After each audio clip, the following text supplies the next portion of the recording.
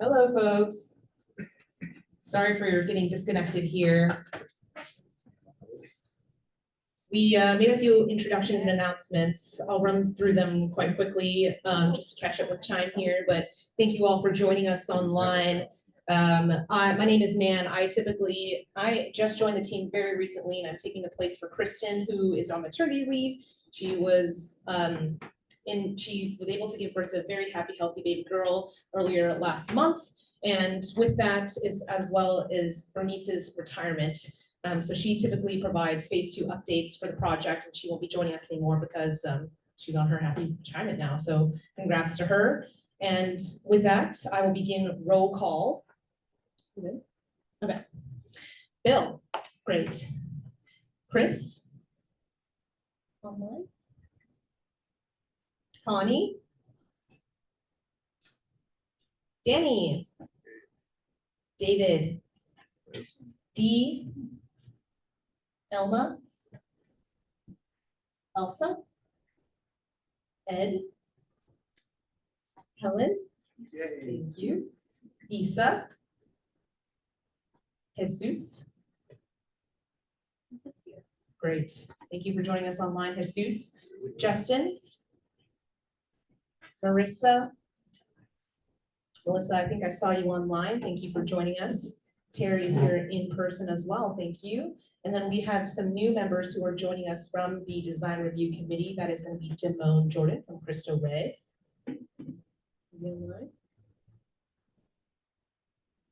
Okay, great. We'll make a couple of announcements in regards to the new members, but they are coming from the Design Review Committee, which typically participated on this project as providing feedback on just the design of the stations. But because we have been getting comments that folks are seeing a lot of the same content, we have merged the two. But I'll get to that shortly.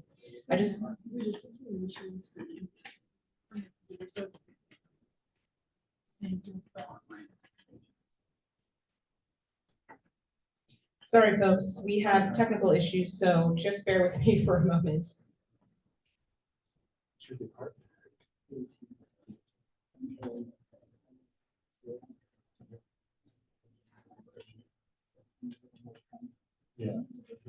Alrighty, thank you for tagging along with us today.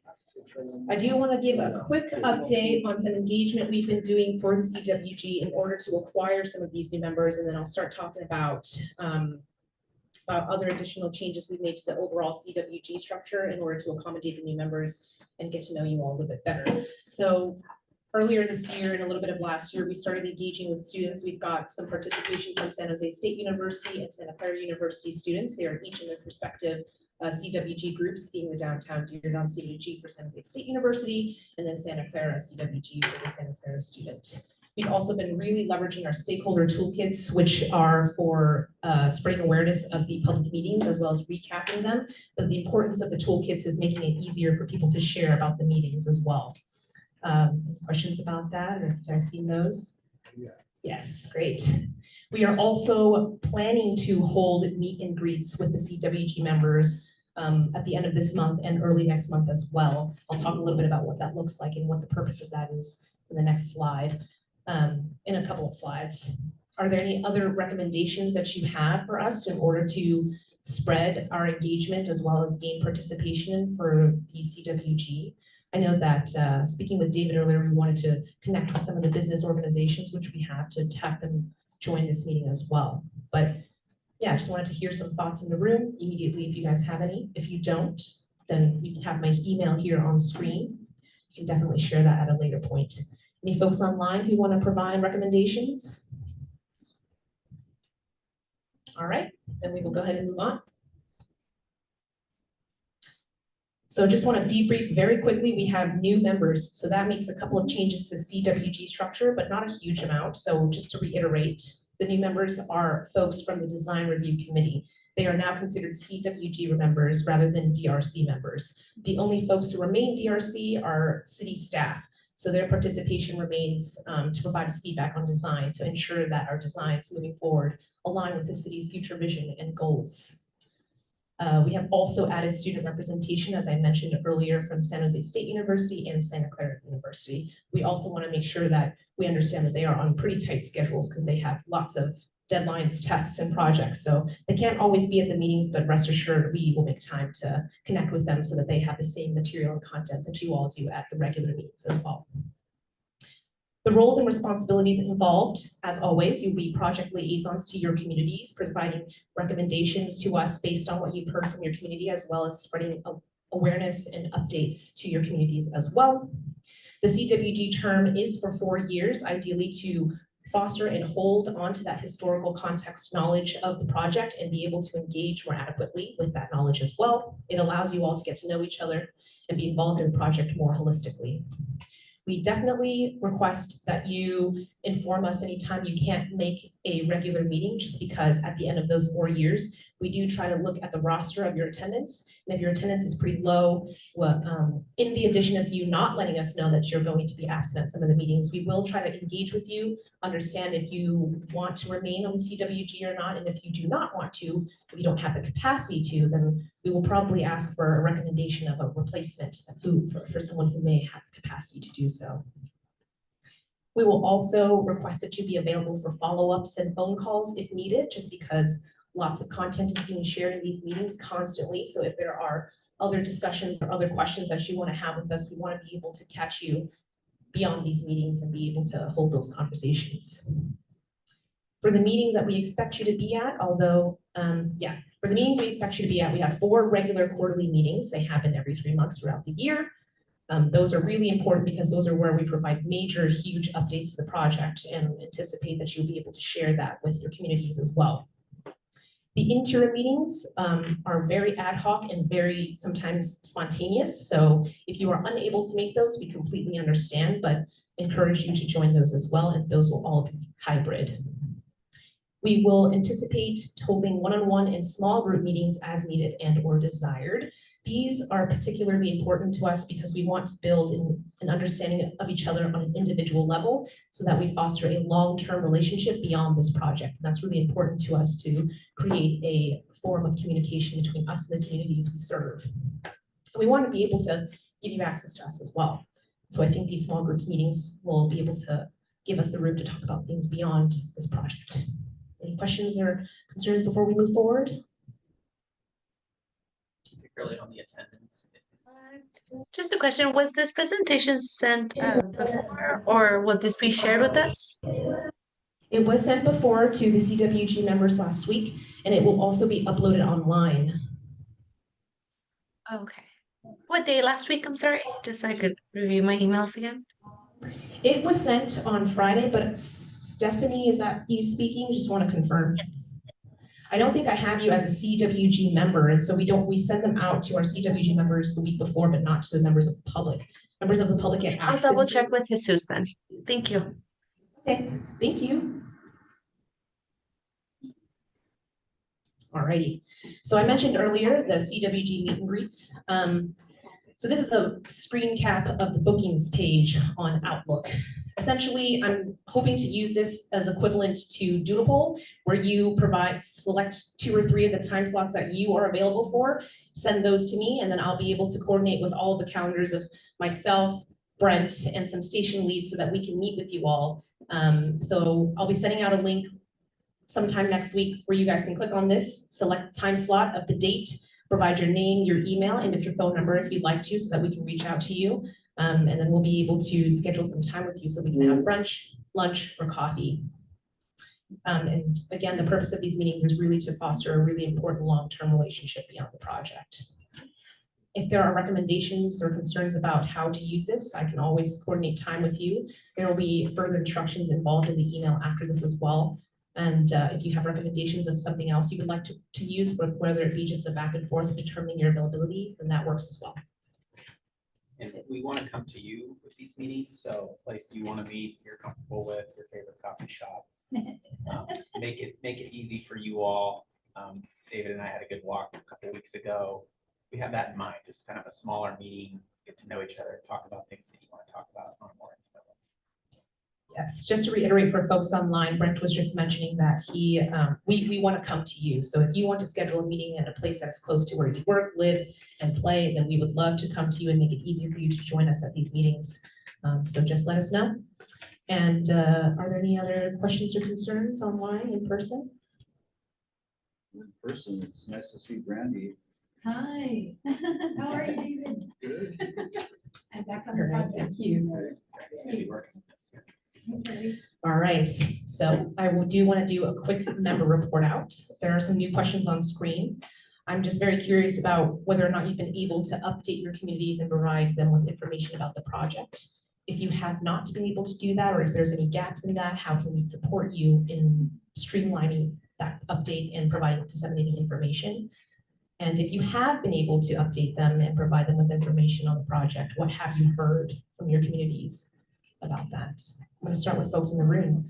Yes, go ahead, Jim. So tomorrow night is our neighborhood meeting. If there's anything you want me to hand out, I could take about maybe 30 copies. Depending on the weather, that depends, that'll decide how many people show up, Okay, great, okay? great, thank you. Right, just let me know and I can come pick them up from you or, Okay, okay. Ellen? If you guys want to join our board meeting on the 26th, so welcome to go and talk to the board and to the businesses gonna be there. Okay, About all the of our businesses. Yes, because it's a lot of unclear things and businesses are not very happy and so they have a lot of questions about timing, financials Mhm. and everything else. So it would be a good opportunity if you guys wanna, be in our board, somebody be there to explain and talk to. Yes, folks. thank you. I have my colleague here, Angela, taking note of that date. We'll coordinate with your team internally to see if we can. Sure, I can send you, I can send you it's normally in the morning, but I Okay. can send you the schedule. Sounds great. Actually, something else. I already provided, I think Nana provided you with some ideas on how to make the packages more easier to distribute on the various platforms. Yes, And yes. hopefully that'll be in effect soon, Mhm, mhm. so we can share more effectively and easily. Yes, we really appreciate that feedback. We did coordinate with my colleague Tiffany, who's the digital communication suite to get something like that started. Brent, go ahead and respond. Just, you were trying to use the toolkit even on your mobile device, right? That was some of the feedback too. No, actually on No? a desktop computer, Okay, it was a PDF only. Yeah, I could have, done a snip of a piece of it and created but there's no way to grab text out of it unless I convert it to a Word document, for instance, and then snip the text. But then the text is in multiple different text boxes, so I've got to copy text box by text box. That's the kind of stuff that makes it. okay. No, that's good feedback. We've also had feedback from other members on other CWGs just about making the toolkit more mobile friendly too, so they can use the tool on their phone, not necessarily have to use it on the desk. So we're thinking about other ways we can do that as well. All right, any other comments, folks online? Oh, Terry. I sent out the notice of the meeting that you provided to the 300 people who are on our BART Transit Village Advocates list, BART fund. Got a little bit of feedback. Couple of questions about what Donald Trump means for the future of federal funding for the project, which must be worrying a lot of people. Yes, we will be providing some updates about that in this presentation tonight too. Thank you. All right, any questions, comments online? Thank you. All right. So before we move on to the next segment, I do briefly want to touch on some things we did in the area recently. So we had a listening session earlier in January, which led to a site tour at the Cristo Rey San Jose Jesuit High School. There were a lot of concerns about illegal parking, a lot of illegal road maneuvers stopping. And this is both in part of parents picking up and dropping off their students, but also folks who are just taking advantage of the area.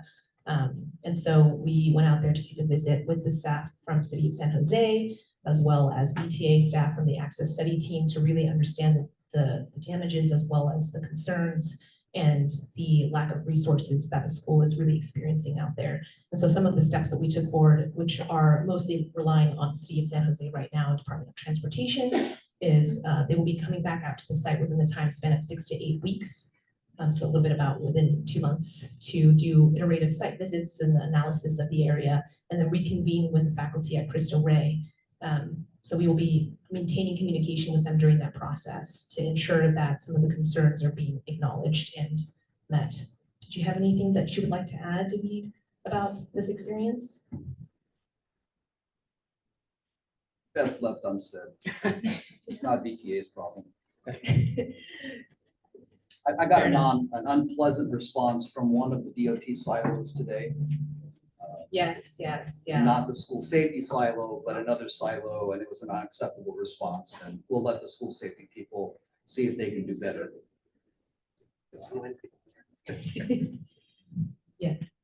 City of San Jose DOT, one of their silos responded in a way that I found unacceptable as far as the encampments and the use of the public right-of-way. Fortunately, the school safety people at DOT are also supposed to be helping us with this, and I'm hoping for a better result from the school safety people than I got from the traffic safety people. Yeah, very valid concerns. I'm hoping that we can maintain communication with them and carry you and ourselves along the process while they continue to do the iterative analysis and site visits. Are there any questions or concerns about the tour that we did recently? Folks online? All right, thank you. All right, so we're going to move on to the next segment, and I'm going to change that over to Aika, who is joining us online, and she'll be able to give you a presentation on the access studies happening. Thank you. Thank you, Nan. Can you hear me okay? Yes. All right. All right. Good afternoon, everyone. My name's Aiko Quinco. I'm a senior planner with VTA's transit planning team. So I just want to first thank you all for giving me a little bit of time today to provide you all with an overview of our transit-oriented development access studies for the 28th Street, Little Portugal, and downtown San Jose station areas. Could you advance one slide, Nan? There we go. Okay. All right. As you know, these two sites have been identified for potential future transit-oriented development. And part of what we do to help plan for future development on our TOD sites is we work with our real estate and transit-oriented development team, the city, and the community to conduct a focused and concise TOD access study that looks at specific improvements to improve the walk, bike, and transit access experience to that future TOD and surrounding area. We really want to make sure we're supporting a well-integrated future TOD project here adjacent to transit. Next slide, please. So some of our project goals with the access studies is really, again, focusing on looking for opportunities to enhance access, connectivity, and safety in the station area surrounding our transit sites. We also know that a lot of planning work has already been done in these two station areas. So our access studies really focused on building upon past planning efforts and leveraging the findings and community feedback that has been previously shared through other studies like the city-led and Movimiento and the Five Wounds Urban Village Plan update. We also invite the community to engage with our studies because we want to hear and we want them to be able to share their perspectives around access and circulation, especially for those who live, work, and visit this station area in neighborhood. So we can get a better understanding of their travel experience as a pedestrian, bicyclist, and transit rider, and what would be some of the improvements that would help their ability to get around in the future station area better. So some of the improvements identified through this study will help VTA apply for future grants, and will also help us work with San Jose to do some strategic planning and programming to advance some of these recommendations in the future. Next slide. Here are some of the key activities that are in our access study scope. We conduct a needs assessment analysis where we evaluate current access conditions and transportation gaps in the station area. We also engage the community, as mentioned, to provide input on access issues and barriers and potential desired improvements. And then we then develop access recommendations and cost estimates, again, to help us apply for those future grant funding opportunities. Next slide. So in December, we kicked off engagement activities for both downtown and 20th Street Little Portugal station areas. We engaged the community on specific access issues and opportunities within that half-mile radius of the future TOD site. We provided several opportunities for people to participate, including an online survey that was available for the majority of December, and we also conducted some in-person pop-ups. We had the ability to join City of San Jose on a walking tour of downtown San Jose, which includes our station area as part of their Reimagining Santa Clara Street study. So one of our pop-up tabling events was at the December VSB2 community meeting at the Chamber of Commerce in downtown San Jose.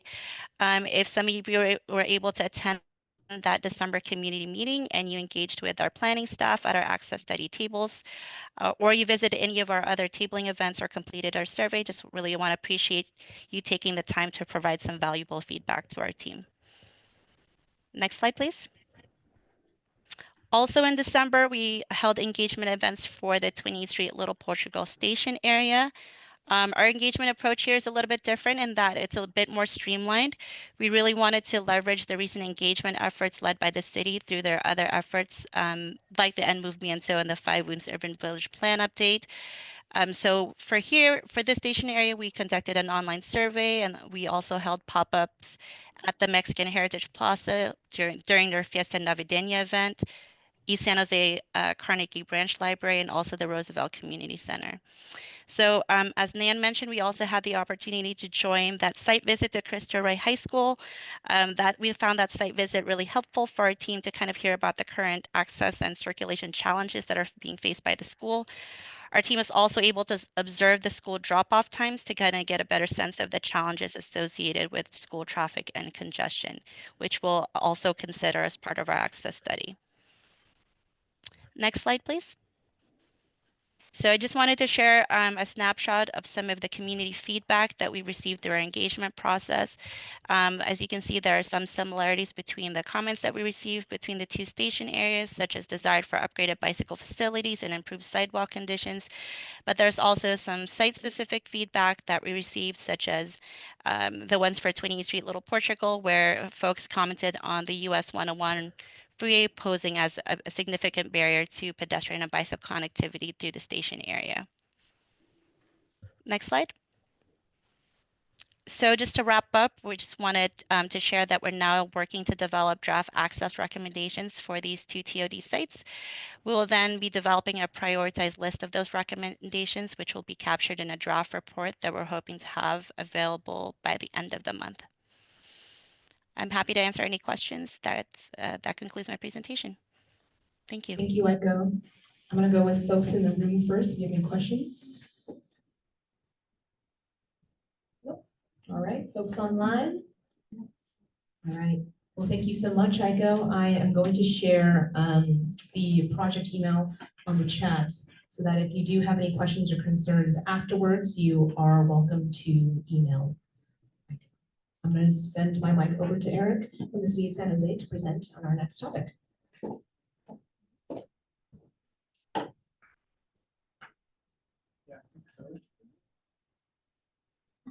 Okay. Good afternoon, everyone. Thank you for giving us a little bit of time to update you on our Santa Clara Street study. I'm Eric Idlin with the City DOT. I work in the Regional Rail Group with Alice are also here. I work mostly on Deer Station, actually, and I know Bill especially quite well through that. But I also lead this project, which came out of the downtown transportation plan. So I'm not sure how many people remember that, but we did quite a bit of public engagement as part of this effort. It was pretty much entirely during the pandemic. So this plan makes a number of recommendations for city streets. Some of them are more general in nature, so we'll have different street types and, you know, streets we want to be maybe more pedestrian focused, maybe some more bike focused, maybe some are more for delivery and cars. And we're trying to make that more logical and have an overall network that works well. But with our public engagement and also just our work on the project, we realized that there were some bigger issues that we wouldn't be able to address with little adjustments to streets. And so those are the big moves we proposed in the plan. So they include this project I'm here to talk to you about, Santa Clara Street, as well as light rail through downtown, which as many of you know, is not as fast as some people would like. Also, there were concerns about gaps in the downtown trail network, as well as the barriers that some of the freeways present. So both, well, especially 87 we heard, but also 280. So of these, it's really the two on the left that are moving forward more quickly right now. And city is leading the one here that I'm talking about. VTA is leading the study on how to accelerate light rail. So the project, as you recall, we had in the early pandemic, that's when the time frame when we were updating the Deer Station area plan. It was also the time when we were reviewing Google's proposal for downtown west. So originally it was, the thought that how are we going to get so many more people into this area? It started really as a transportation project and really focusing on buses. So how do we get more buses down Santa Clara Street more efficiently? And I think many of us think that that's a very important goal, right? We do want our buses to function better and not get stuck in traffic and so on. But we think Santa Clara Street is actually pretty special. We think it's San Jose's main street, as people think of Main Street more generally. And so, we thought we won't have done our job if we just have buses speeding down Santa Clara Street that are empty and vacant storefronts. So the approach is to very much a multidisciplinary approach. So we're looking at the transportation, yes, but we're also talking to the businesses. What do they want? What do they need? What do they want? More space for sidewalk seating? Do they want more street trees that make it more pleasant to walk down the street? Do they want a more consistent, because I think that's one thing many people say about Santa Clara Street. It's clearly San Jose's main drag, but has different street trees. It's not consistent. If you think of like a Michigan Ave in Chicago or something like that, it doesn't quite have that unified aesthetic. So those are all things that we are considering about through this project, and we're considering them together.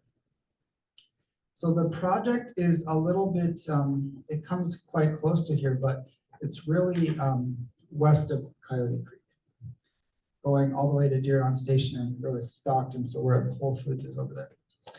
And along the, we're considering the street itself, that's the focus, but we're also considering really one block north and south on either side.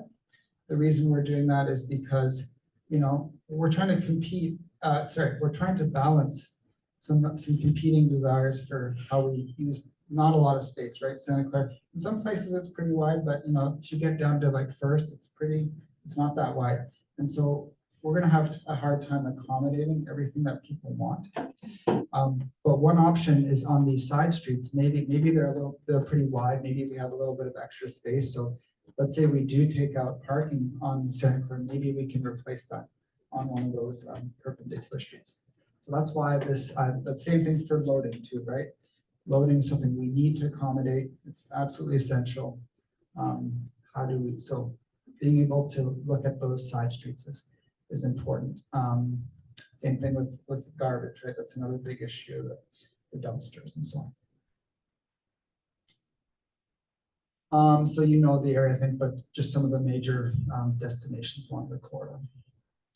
So we hired Site Lab Urban Studies. I think you in particular are familiar with them, right? Because they've been involved here at 28th Street. They were also very involved in the Downtown West project on the land use side. We had a very strong response to this RFP that we put out. We had 8 proposals, very good proposals too. So we don't have a huge budget. It was just under $500,000. So we were very encouraged by the response, and I think it's, people want to be involved in San Jose's Main Street. It's a compelling project. So this firm we chose because of their local knowledge, but also, I think they really understood the stakes here. That's not just, let's get some fast buses down the street, but how do we make a main street of which San Jose can be proud? And they have a multidisciplinary approach, or they convinced us of that. In terms of the timeline, so we're in the existing conditions phase right now, which is 3.5 months. And pretty soon we will start we're summarizing everything we're hearing, and then we'll come up with some different options for the street. So we'll do, the product is 10% conceptual design for the corridor, which, how we're going to use the space there.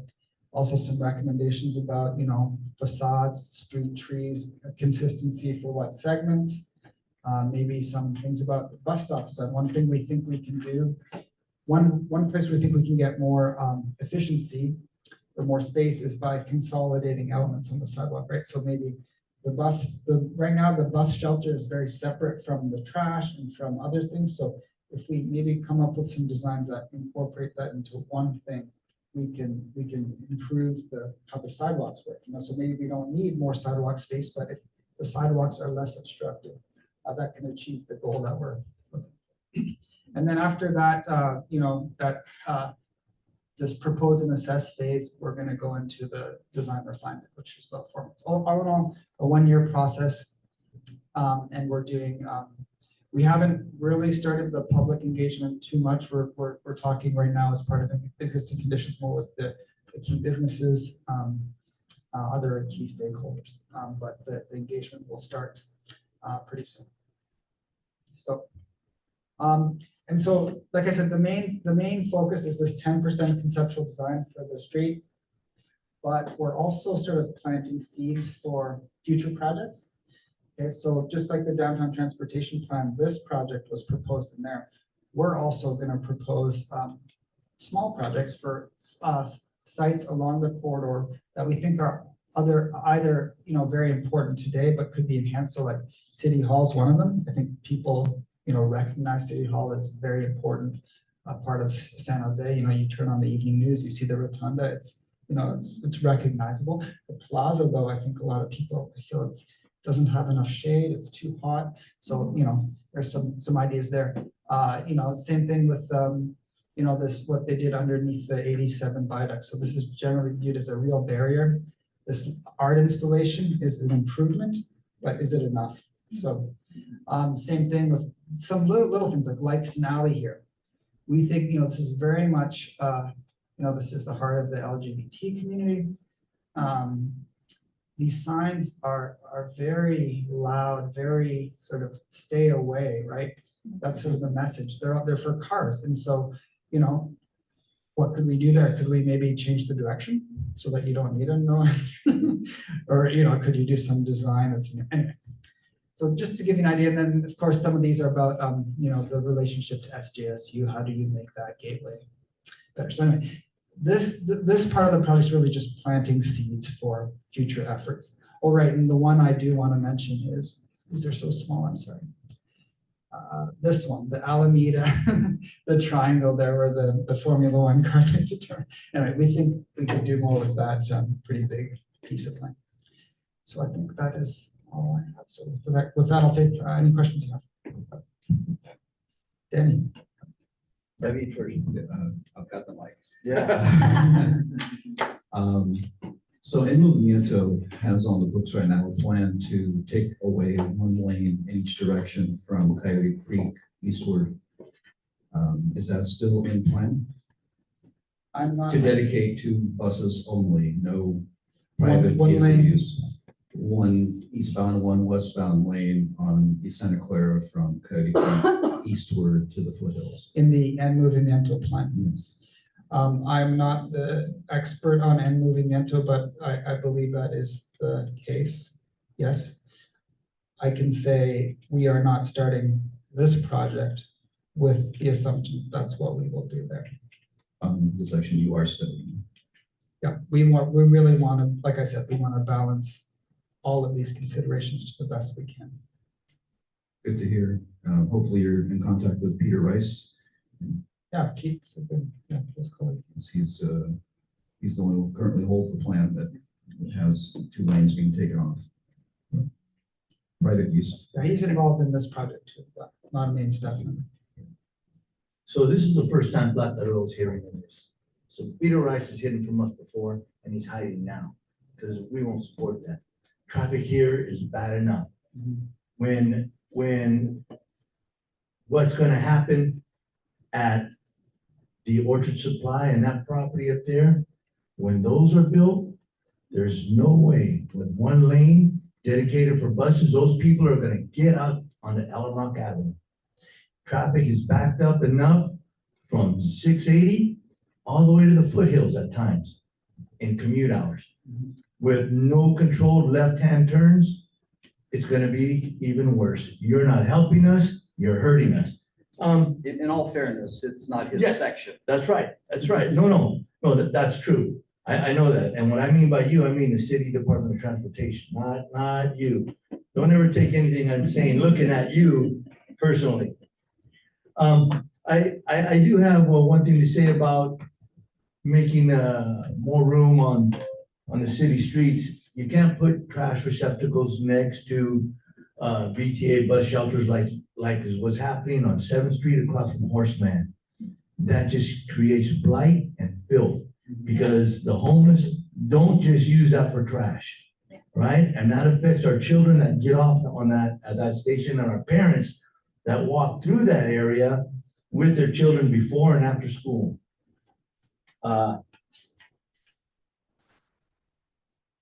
So what's his plan for, you talk about moving traffic faster. What's the plan for the 17th Street Bridge?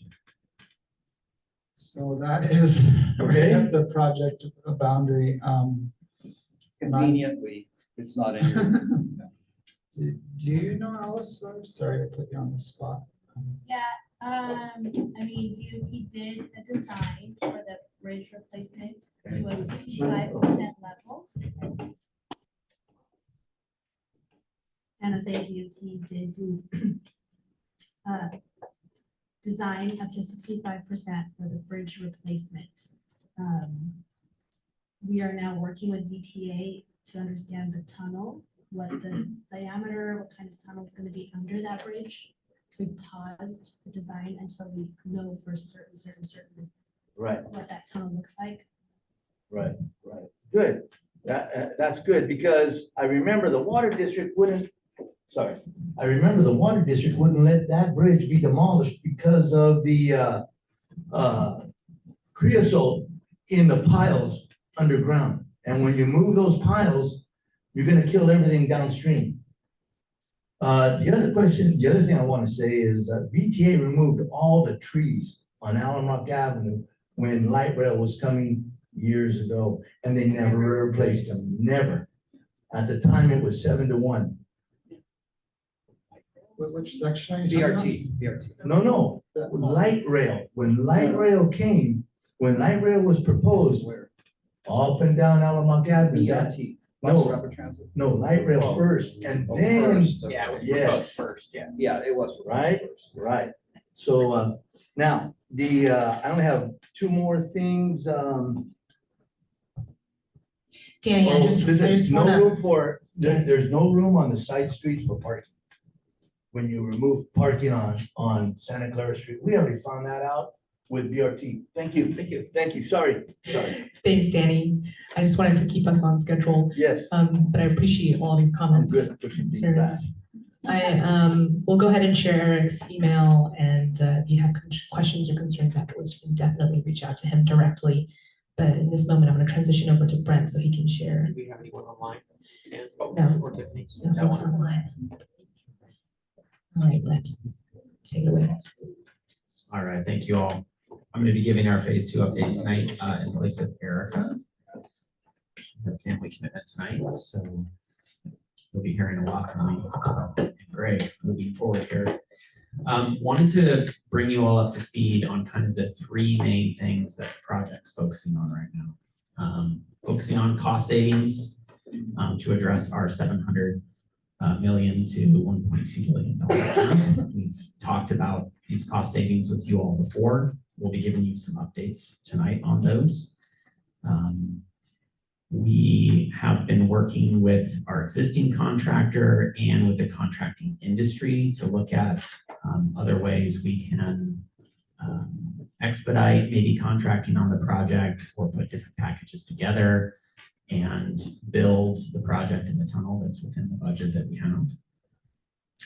And we're going to give you an update later on our path to our full funding grant agreement. As Terry asked, there's a lot of interest in what does it mean with the new administration? How will this affect the project?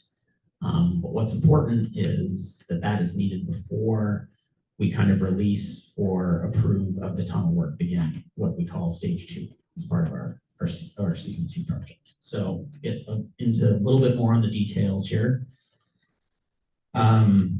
In December, we had a really important day workshop with our project management oversight committee. This is the group that helps represent FTA and our relationship with them. We sat down for a whole day workshop right before the holidays and reviewed a lot of our cost saving concepts and ideas with them. So those were all the level 1 cost savings that we shared with you back in November and December and with our board. We got really positive and meaningful feedback with them. Those are all cost saving ideas that are kind of within our environmental footprint. They don't require reassessing the project or doing additional environmental work. And so there was a lot of concurrence from FTA on that. That was good to hear. They also brought some of their own ideas to the table. We had our whole team of experts there, and really we're just listening to the other ideas that they would have about how we deliver the project, different ideas about construction. And so we've been assessing those and we'll be reporting back out on those. We also talked with them about some other level 2 savings. We've been talking with you all about these ideas, and you'll hear more details from Greg later about what those are. What's level 1 versus level 2? Yeah, so level 1 were like some of the minor station refinements, the parking garage removal, the reallocation of the yard, and then we'll be talking to you about some deeper dives that we've been looking at tonight. So we have 7 or 8 slides on those. That's what we're calling level 2. One of them is that concurrent tunneling. So maybe having a second tunnel boring machine start at the east portal and bore from the other direction in the same schedule and cost.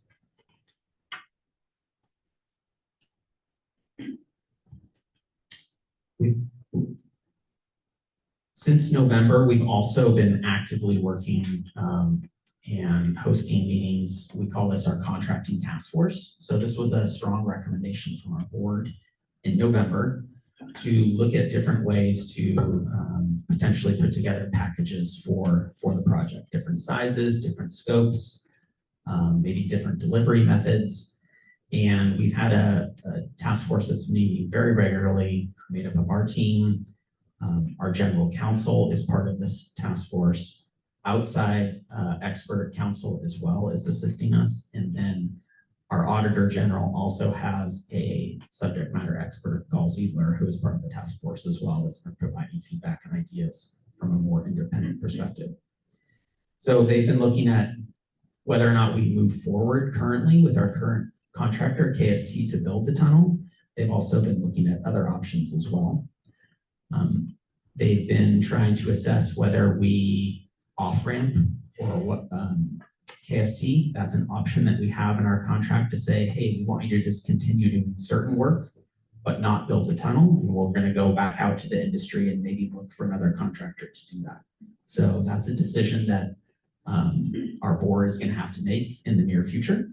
And so they've been assessing that. But before we make that decision, we really want to make sure that we would have a strong, backup plan in place. So we've also simultaneously been doing a lot of industry research. So our construction director, Sarah Wilson, who you all have not yet met, our general manager, Tom, have been traveling, talking to industry, going to conferences, talking with other big contractors. We've also been having some meet and greets with those folks, and we're going to be having additional conversations to get their guidance on to see if there is interest from the industry to work with us on our terms so we can really deliver this project within budget.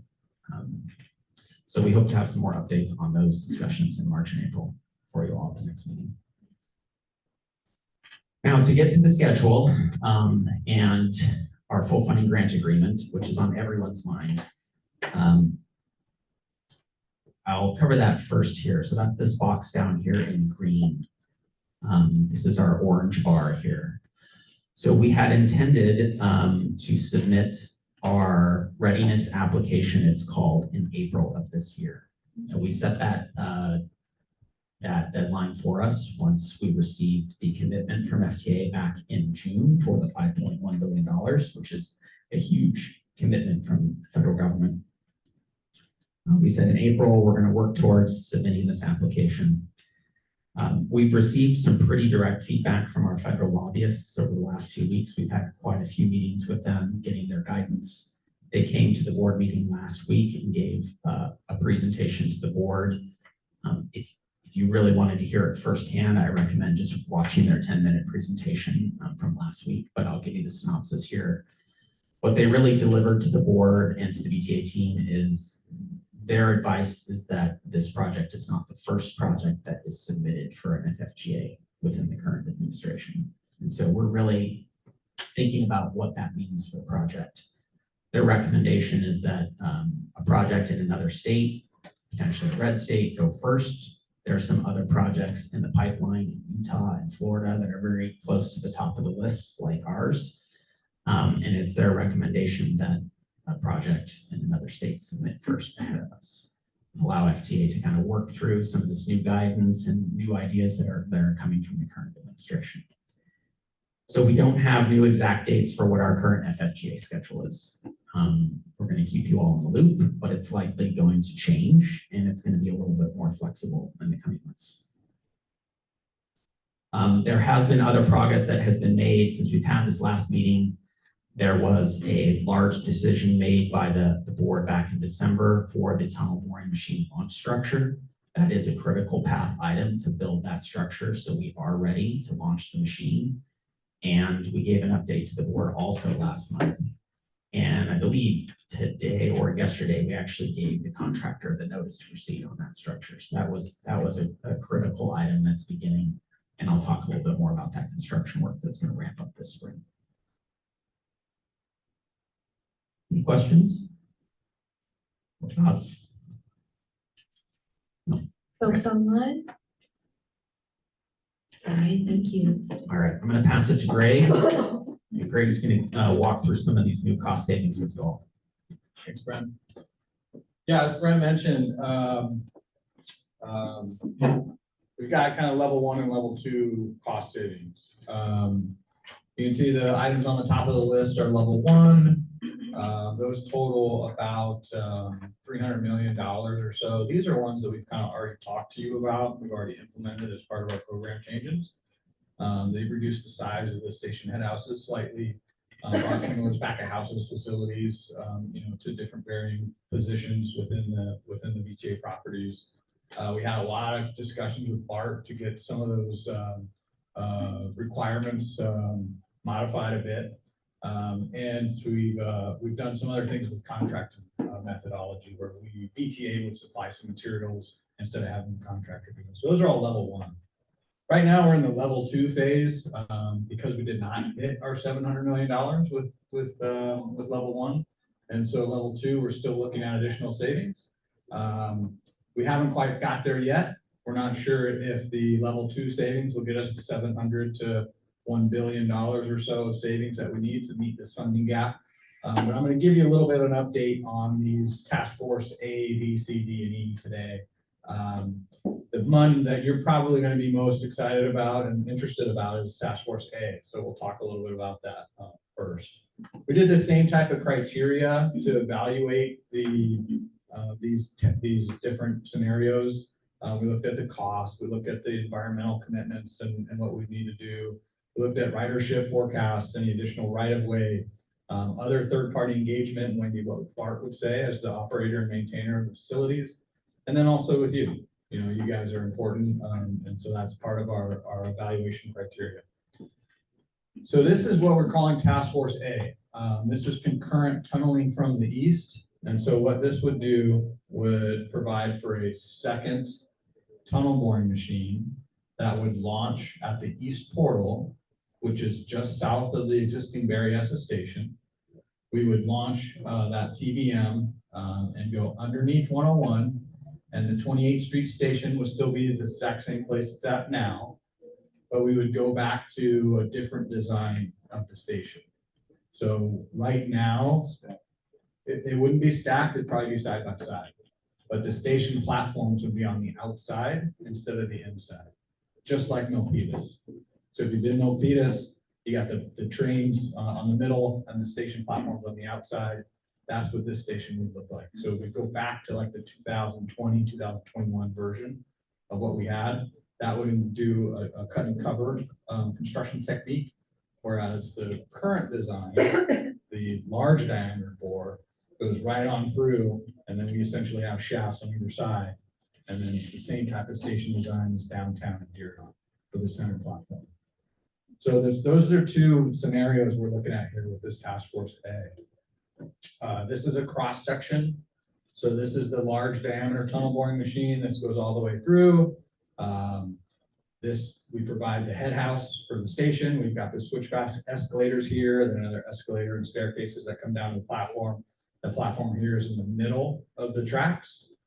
This is that north vent facility that we've talked about before. And the task force difference is if we tunnel from the east, come in this way, we would do a cut and cover type open cut station.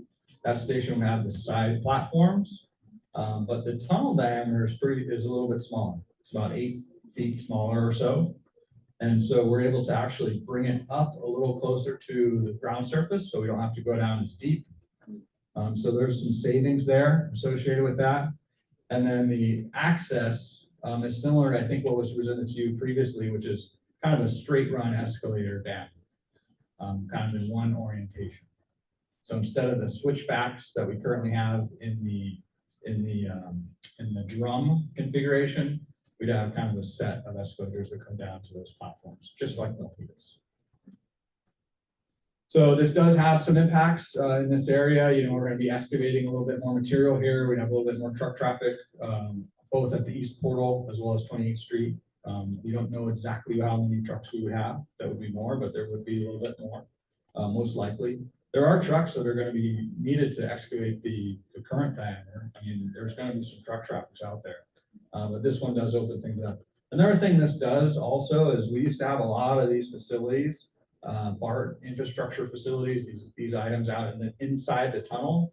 Once the tunnel gets smaller, we can't put them in there. So that's when we stack them inside of this facility here. A lot of the things that used to be inside the tunnel diameter, those go into the station open cut area. So that's really the main gist of concurrent tunneling from the east. What it does is it launches a tunnel boring machine from the east, approximately within a year or so of the tunnel bore of that machine that would come in from the west, and it would meet at 13th Street. So we would have a 13th Street kind of interceptor drum there. The two tunnel boring machines would meet there. We'd take them out piece by piece, and then the tracks would be connected. So that's essentially where the meeting point would be for this line. I'm going to stop here to see if this group has anything to talk about here while I have these slides up. Matt, would you like to pass the mic around? I think the other link is right there. Oh, well, you give me this one, we'll give you this. Yeah. All right. There you go. So coming from the west, it's a single bore, That's correct. and then coming from the east, it's two. No, it's a single bore as well. Oh, It's just a smaller diameter. Okay. Correct. And then they get removed in pieces At 13th Street. That's correct. Yeah. So that's the current scenario. We have looked at double bore in the configuration from the east portal to 13th Street. It doesn't look like that saves us much. We think the single bore is probably a little bit more preferred. What we're really trying to do is save schedule here. You know, that's the savings with this. There is an initial investment cost to buy a new machine. That is a little bit more expensive, but if we can shave 2 years off the construction schedule, that's what saves us the money, because you know, the escalation costs associated with all these things happening at a later date is really what drives the cost of the program. And we're still evaluating. Decision has not been made at all. These are still under evaluation.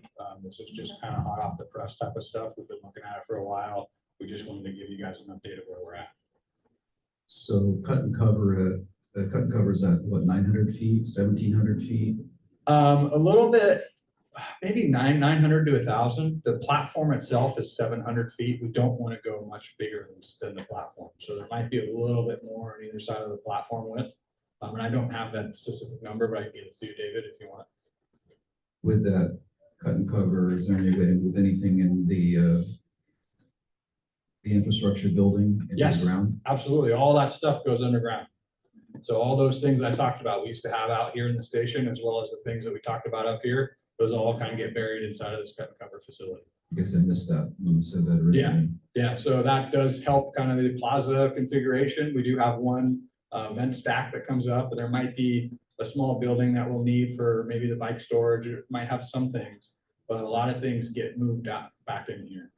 And at 13th Street, does that mean cut and cover in the middle of Santa Clara Street? That's what we'd have to do there. So there would be some traffic impacts to Santa Clara. We'd have to come in, plate it, and then do a big shaft. So it's that whole scenario of working underground out of sight. That's correct.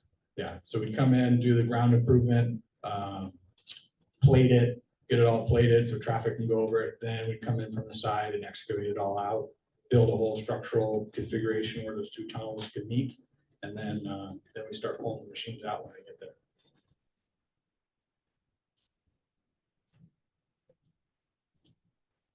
I just want to remind you or hear that the diesel trucks will not be west of 28th Street when we start moving dirt. Yeah, I think the truck hauling routes are predefined currently, and they do not go west down Julian. Correct. Yeah. So the other thing that we learned from VTA on Alamoc here is if you're going to have dirt piles on this property, they have to be covered in 14 days. Okay. Yeah, they will be. Because that was a fight here in our community. The sweepy provisions, the stormwater pollution prevention plans will all be followed. If you want to come out and see what's going on, and we'll actually show you a video of some of the drainage perimeters that are happening down at Newhall Yard. A lot of very tight environmental constraints on covering dirt piles and things like that are absolutely part of the process. I appreciate it. Yeah.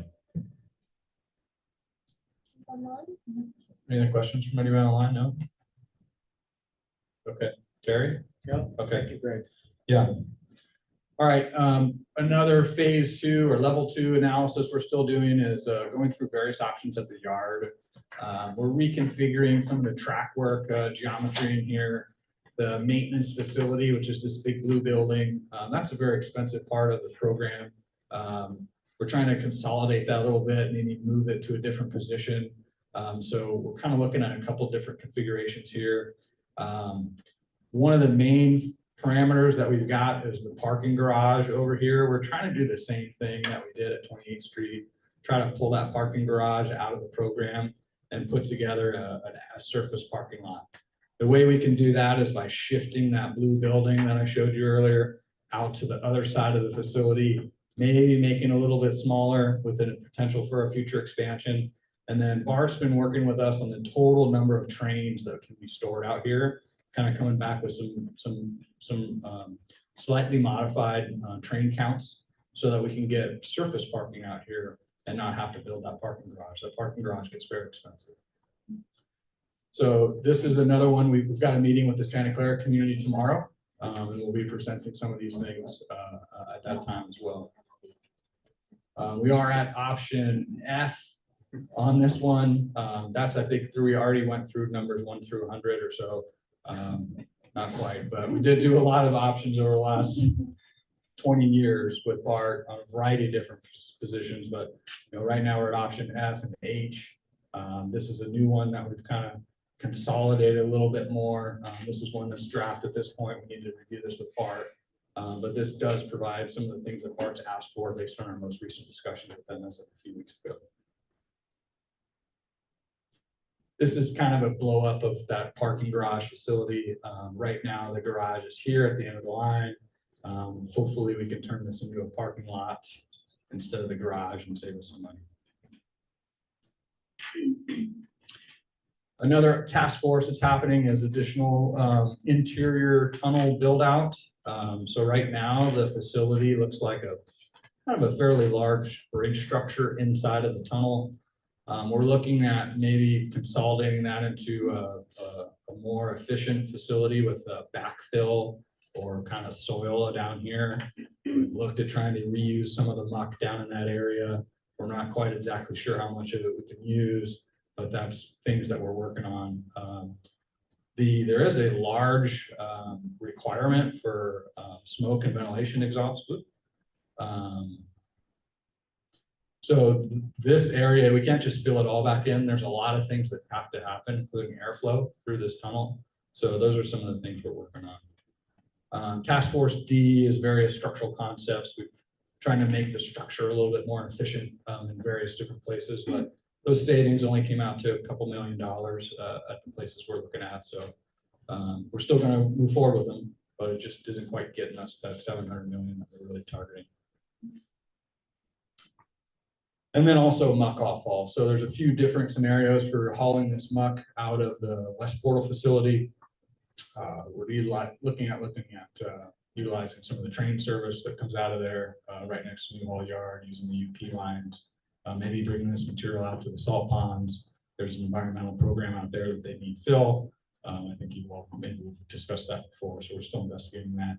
And then also there's another quarry that needs some fill in the area in Cupertino that we're looking to maybe bring some material in to fill that. That would be quarry. perfect, man. Yep. Well, not so perfect if it's done by truck. Right, right. It's- So that's it would why be the- same thing as moving Yeah. it down. That's why the rail spur makes a lot of sense. So we're looking at working with UP on that rail spur. But we definitely don't want to have to pay to move this out to, the Central Valley or something like that. We've got millions of yards of material. We want to use it locally. We want to make sure that it's sourced here, but it's just got to make sure that we can use it. I think the environmental team reported that they're still doing some testing to make sure that that material, when it comes out, is still usable and doesn't have, VOCs and things. You have a spur to Cupertino? So there is a spur that exists. They used to bring the cement and aggregates out of that quarry by rail, so it is definitely functional. We might need a few upgrades, but that line was in existence for a long time. We're also looking for that rail line to become a trail. Ultimately, Ultimately, yes. Yep. So I think VTA owns certain portions of that rail line currently right now anyway. Yeah, But up to Highway 85. That's right. And UP has the trackage rights, operating rights, but we own the property. VTA owns the operation.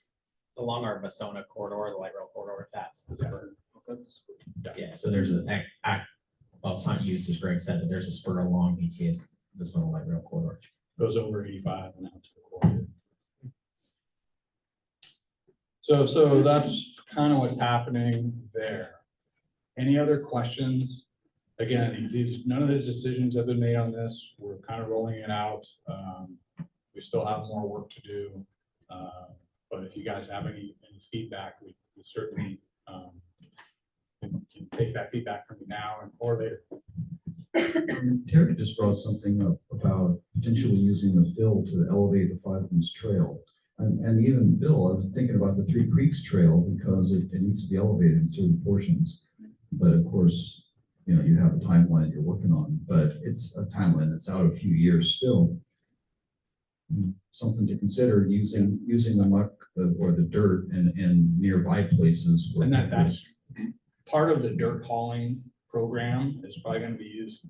There's so much material like that. Raising the fill of a couple of the bike lanes might be like 0.5% of this whole number of volume we're talking about. So, I mean, yes, it can be used there. It can be used in your backyard. It could be used in a lot of places. Berms along Coyote. Berms along Coyote Creek. I mean, that's why we're trying to bring out the small salt ponds, because that's a real large scale facility and program that needs a lot of fill, right? So does the quarry. I think they need 6 million yards. We're gonna have 3. right? I think it's either, or is it vice versa? The quarry's double what we have. Yeah, It's quarry needs massive. about The double salt what they pond do. is like 10 times that. It's like Right. even more large. So like the bigger magnitude ones are the real ones that we need to do. There's kind of the small ones that would be more costly to try to get those places, but they could definitely be made. And it's really about dirt hauling and the contractor or whoever's going to be doing, programming where this dirt hauling goes. And there's going to be hundreds of trucks a day coming out of this valley throughout, a 12-hour period that we need to find this dirt. All right, I just want to check again online. Timing? Thank you so much. All right. Okay, no other questions? I think it's back to Brett. Okay, let's talk about construction, do a construction update. Most of our construction work right now is happening on the west side of the project. So just to narrow down for folks kind of where that's occurring, or most of our work or early works has been happening. Sorry, I forgot I had the clicker. Here in the red area near the future Santa Clara station where the new haul yard is. We've been preparing that site for the tunnel boring launch structure and getting utilities in on the site. So we started this work since summer, been actively working here. The site looks much different. We'll give you a drone flyover view today so you can see the progress we've been making. The work that's going to be beginning this spring is that TBM launch structure, the 3C, that item, that turquoise item there. This is kind of up against the UP tracks. It's on the southern end of the site. This is the large shaft, the large structure that has to be excavated. It will include a ramp for the tunnel boring machine and future tracks. And we're going to be getting kicked off in the spring. So we just gave the contractor notice to start that work. Some things that have been completed recently. This is not a pipe exploding on the left. This is a wheel wash. So part of our environmental commitment is to make sure our trucks are clean when they go out onto our roads. Wheel washes definitely help with that. So it's now commissioned, it's operating. Our contractor right now has been using water trucks spraying down the streets. They've actually been doing a very good job in Santa Clara and San Jose, keeping the streets clean. This is going to help them. Our drainage, you can see here, is wet. It's been working well with the recent rain events we've had. It's pretty dry in December, but it's been protecting our neighbors, like the earthquakes and the Coleman High Line there. This is pretty significant drainage that we had to put in the site that did not exist when the railroad previously occupied the property. So just a lot of upgrading these sites to kind of current standards to handle, rain and new power systems, new storm drains, things like that. We've also built a road on the site. I was sharing with the downtown CWG last night. I'm so excited to have a road on a construction site. That's new to me, maybe not new to others, but this is really going to ease moving in the equipment, moving materials around, building the factory that we have for the tunnel liners. The trucks will use it to enter and exit the site. So, and one day it will just really help when we get started with hopefully a public tour program too. It'll be just a nice, easy way to enter and exit the site.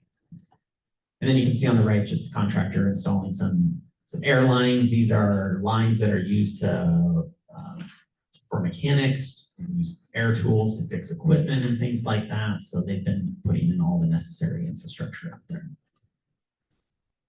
Let's do the drone flyover video. So just to orient you, this drone right now is hovering over Brokaw Road. So this is the north end of the site. This is in Santa Clara.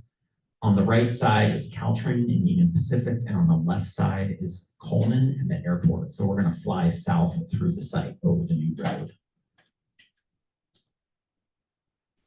So you can see the new roads all striped there. We've got drainage on both sides of the site, protecting both the railroad and protecting both our neighbors on the west side. We have all our contractor trailers here. We'll be having more trailers delivered to the site in 2 weeks for staff offices and subcontractors.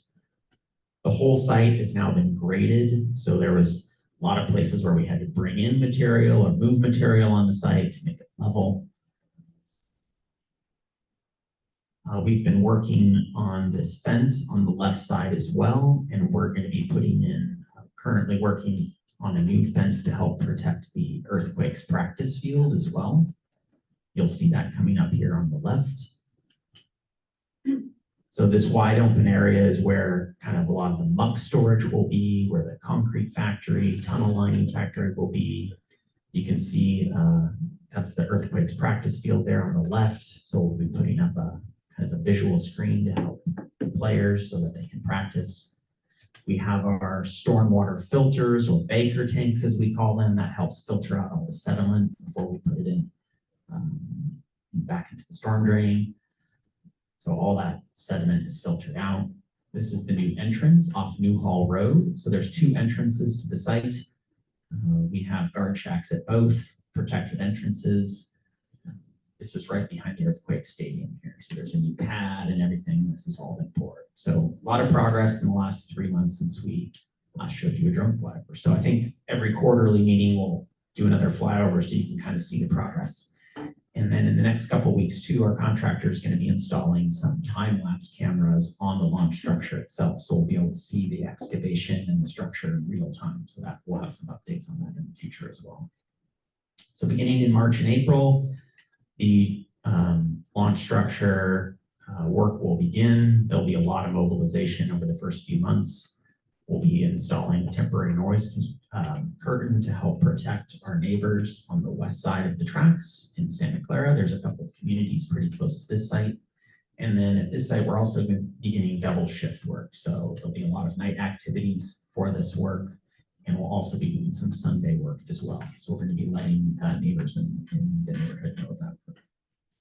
There's some minor work that's going to be starting here on the east portal too, near Las Plumas. We're going to be doing some soil testing on a parcel right off Las Plumas that VTA has owned for some time.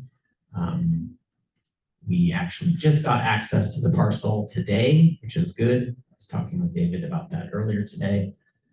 So expect some work trucks out in the area doing some work for about a week or two beginning next week. Any questions on construction? Folks in the room or online? I'm just thinking I bought an RV. Yes. It's moved. It's moved. It's moved. Just one. The one you needed moved, Yeah. or it got moved. It got moved. David and I were talking earlier today. We weren't sure if the work was going to be able to happen, but there was an RV blocking our property and has been for some time. And I drove by today and it's moved. So I don't know if it was which one it was, or if it's moved on the street, but we have a little progress today. So, yep. All right. This is a feedback item, or an introduction to a feedback item for you all. So it's been some time since we've talked about our Thriving Business Program, and recognize there's some crossover here from some members like Helen or other folks online who are on our Small Business Task Force. We had a Small Business Task Force meeting earlier this week on Monday where we presented an update to our Thriving Business Program. This is our program that we've made some progress on. It will be implemented during major construction to support our small businesses. And this program has been created based on a lot of lessons learned, a lot of feedback from you all, lessons learned from past VTA projects, obviously, like BRT, previous light rail, other projects. So we've learned. We're trying to be better and be different and figure out other ways we can support businesses during this part of construction. We've also done a lot of industry research and case studies with peers across the country, like Metro, Seattle, Arizona, who have other big infrastructure projects, to see what they've done as well. As a reminder, our board feels very strongly about this project as well. They have dedicated $15 million to the project over 5 years initially. So that's about $3 million per year for the program. And I'll go over kind of the three major elements of the program after I talk about the goals. So just a quick reminder on what the program's goals are. I think the first one is really important. This is about helping our businesses become more resilient and providing some supplementary services and marketing and to really help them through the construction. So we know that businesses, particularly along the corridor, now in Rock or in downtown or around our stations, they rely on a lot of those customers walking in their door, right? Buying food, using the services. And so we want to continue to encourage that as an agency and do better than we have. So marketing, advertising on our buses, social media campaigns, really kind of highlighting our businesses, making sure that folks in the community know that they're open. We also know that our businesses could use additional resources. So the program is designed to help supplement some additional resources. I'll go a little bit more into that here. And then direct financial assistance. The thing that most people are interested about is there money I can receive as a business if I'm affected by major construction? And yes, there is. So what is a small business? How do you qualify quickly? A small business is going to be defined as 35 or fewer full-time employees. You'll have to have an active license with either Santa Clara or San Jose, a business license, and a physical storefront. And then there are some non-qualifying businesses as well, like liquor stores or a couple other items like gun sale shops, things like that. So there's 3 elements to the program. 1, Eat Shop Local, that's our marketing campaign, advertising campaigns, vendor lists, marketing assistance. This is a signage program, helping direct people to our businesses, making sure that they're open. Our local resource network program, we've made some progress on it in the last couple of months. This is working with community-based organizations to deliver additional services to our businesses if those are needed. It can include technical assistance, legal assistance, marketing assistance, accounting assistance. One of the things we're going to talk about next is asking our businesses really what they need, and that's where we'd like some help from you all as well. And then the direct financial assistance. So I covered the eligibility here, but just wanted to remind everyone what kind of the dollar values we're talking. We're going to have kind of 2 tiers. One is an initial like $500 payment, and that's going to be very, low bar to receive as a business. And the other is up to $10,000 per year per business, and those are primarily for businesses who are affected by major construction. And there's some qualifying things there for what major construction is. Is there a sidewalk closure in front of your business? Is there a lane detour? And some of those things are still being explored when those will occur, but we'll have a process in place for the team managing the program that will be tracking those things and working with businesses so that they're able to give out the $10,000 if they're meeting those requirements. So we have 2 surveys. We sent these out in advance, and I guess you could say we kind of have a little homework, but really it's more of kind of some feedback time. So over the next couple of weeks, we would love for you to look at both of these surveys. We've asked our small business task force and experts the same questions. We have one survey for community-based organizations that could potentially partner with us to provide those resources in the community.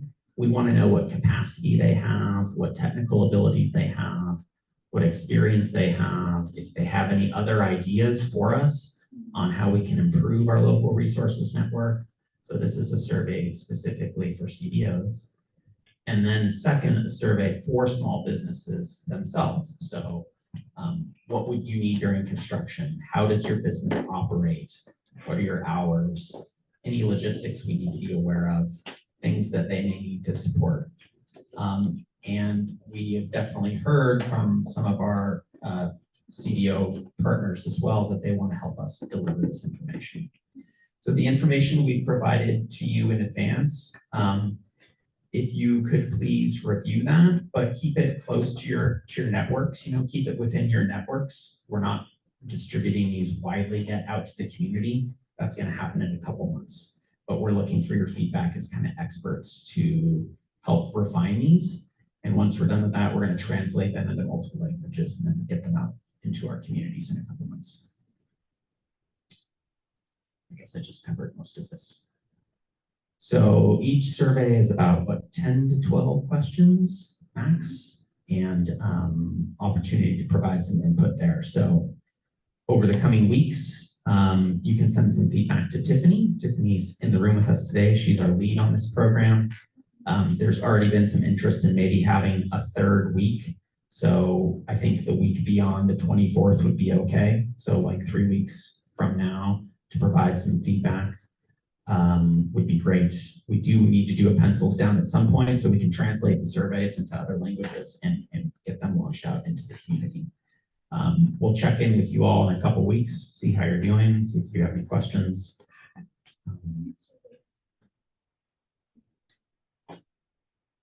Two other pieces that we've sent out to you all, and I understand there's some questions about the eligibility map in one of these, so we can talk more about that. Or at least definitely I want to hear from you all questions that you may have about that. We have a program guide for the Thriving Business Program. This is really the nuts and bolts of the program, how it works, what's the eligibility requirements, where do you go for, who will manage the program. This is a great tool for businesses to kind of introduce them to the program when we're ready to launch it, help them understand the program. This will also be translated. And then we have a construction readiness guide. This is kind of a supplemental tool to the Thriving Business Program, but really an important piece that you all can use with your communities. Not to interrupt Danny, but Danny asked earlier, like, what are things that I could bring to meetings, right? So this readiness guide is a tool that we envision that really helps answer a lot of those construction questions, just intro questions like, what happens at the beginning of construction? What are the things I'm going to notice? What's going to happen right in the heavy construction?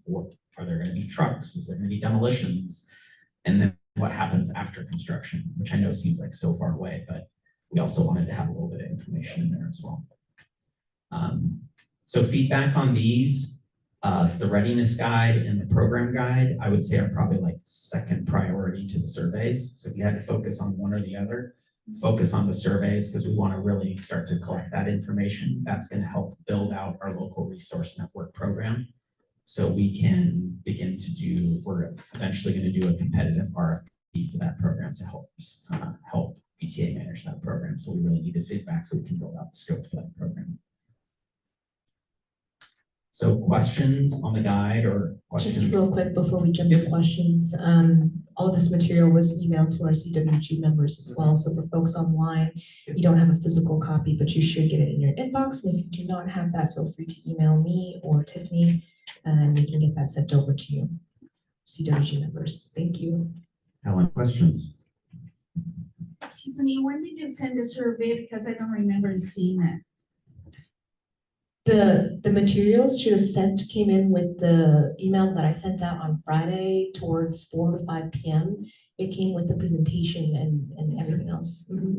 If you didn't get it or if it's lost somewhere in your inbox, I can just forward it to you to pop it back on the top. Thank you. And my second question is this material in Spanish as well? It will be. So when we finish getting your feedback, we'll translate it, as Brent said, to multiple languages so that we can disseminate it into our communities. Okay, thank you. We do Spanish, Chinese, Portuguese, Tagalog, and Vietnamese. Yeah. So I didn't get this latest stuff online yet. I mean, in an email yet. Helen forwarded it to me. Oh no, I'm sorry about that. I did. Okay. I don't know if anybody in the CWG got it. I did get it all. You Okay. got it all? Okay. We haven't, you and I have been having email issues though, I think, so I'm gonna coordinate with you separately to figure out if there's, yeah, Okay. we'll figure that out. Now my question or questions.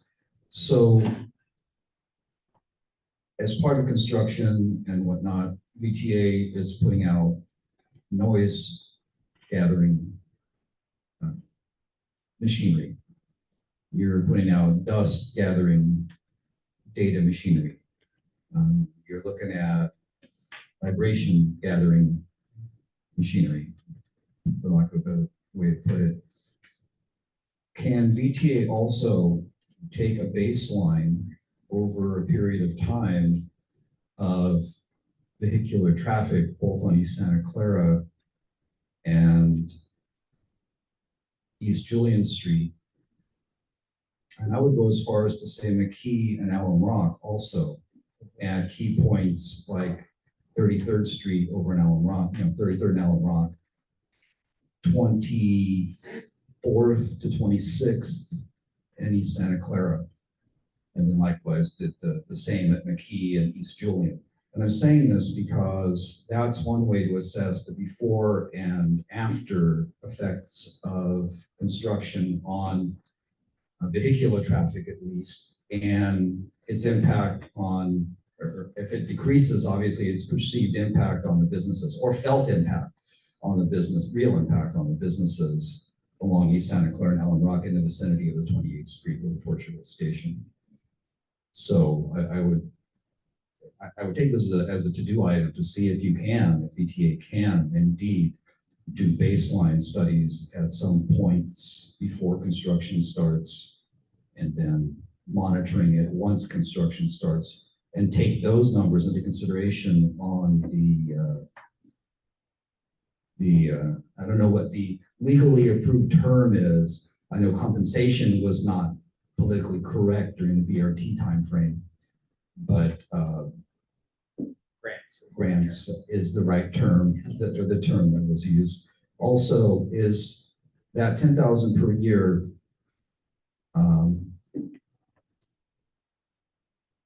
does it hinge on whether or not the recipients have to sign away their rights to sue?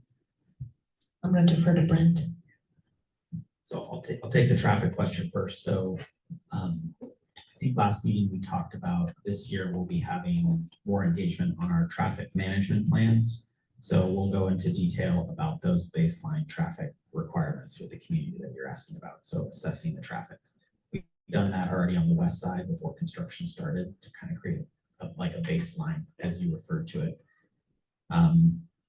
We're also going to be better this time around at working with our cities at assessing like businesses, how many businesses have active licenses before construction, how that fluctuates over time through the project. So we're setting up some structures so we have some check-ins, and the cities are been a great help in that with us.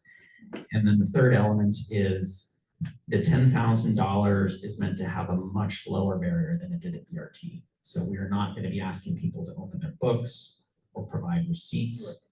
There will be an application, but it's going to have a lot less legal requirements in it.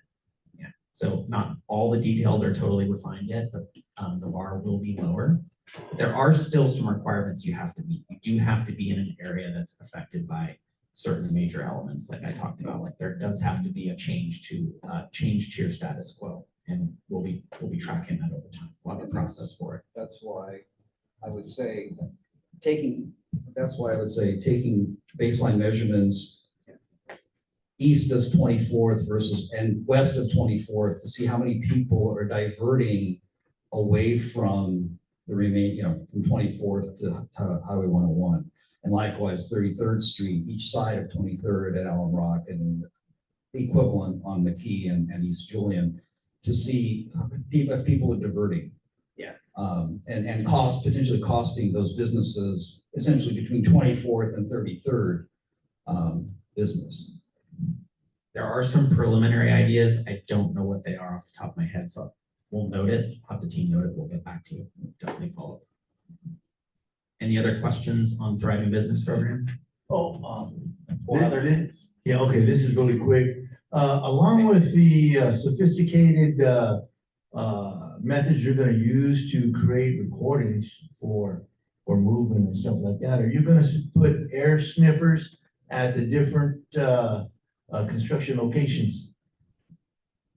Yes, air, noise, and vibration monitors at all major locations. Okay. And Cristo Ray has talked a lot about that as well. Okay. Yeah. So we get active reports on all three of those right now on the west side at our construction site. So are we within our limits and our requirements? If not, 1 million people get texts and emails. Yeah. Do you have a question, Terry? Got something for him? Bill, anyone online? No? Okay. We will make sure that we're following up and getting the information into your hands. Apologize that it didn't reach you last week before the meeting, but we'll make sure tomorrow we'll follow up with you all. All right, just wanting to flag that we are over time, so thank you all so much for staying behind and apologies for the technical issues we experienced earlier. So just want to briefly run over, but this will also be published online, so if we don't get to go into detail, you can definitely take a look. But just wanted to give you all a quick look ahead of what we're anticipating. So the next meeting will be in May, the next one after that, September, and you'll see that November is highlighted because that week is also going to be a holiday on the Monday or Tuesday of that week, so it may or may not be rescheduled. But we anticipate throughout all the meetings providing you with consistent phase 2 updates, construction updates as we progress in the project and demolition and construction as well. And of course, as we can engage with the communities as well in the Thriving Business Program and implementing the construction education outreach plan, we will continue to give you updates on how that goes as well and what we hear from the community. If you have any suggestions on other topics that you'd like for us to add, definitely email me and we can get that added onto the agenda. And if you have later updates even closer to the meeting date, do let me know and we can also accommodate. Man, I just want, sorry to interrupt, they call out 2 things. So next quarter, we're proposing updates on the building monitoring and our instrumentation programs. And then also starting conversations on the traffic management plans. So we'll have more details on those next quarter. Thanks, Brent. And on screen here, we just have meetings coming up for the oversight and board workshop and board meetings. The board workshop in particular for February 28th will be an orientation for the new board of directors. So if you'd like to get to know some of them, definitely join that meeting. These meetings are also available online. The link will be sent to folks online in the chat to vta.org for the boards and committees calendar. Any questions, comments before we end the evening? Yeah, did you say it was May 14th is a hard date? That's the date we're going to have a CWG meeting? Yeah. Is that a conflict, David? Okay, okay. Well, I will coordinate with you then. Any other questions, comments, folks online? All right. Thank you all so much and please have a good night. Thank you. Sounds like it's a conflict for Okay. Just 14. Okay. Probably need to. For Bill too? For the May 14th, Just in perhaps. Okay, okay. earlier. Tiffany. Still, I know. it's not word. He expected it. I did get your email. Oh, okay. With the survey, I couldn't open on my computer, but I did open on my phone. Oh, So I got it.